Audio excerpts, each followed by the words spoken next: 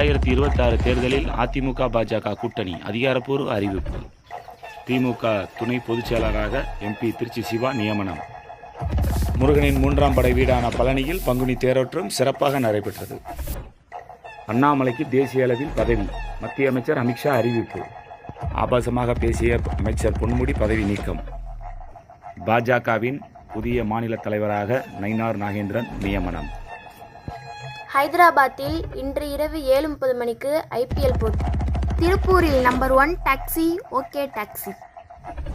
Sri Sai Vetri agencies home appliances sales and services Madurai.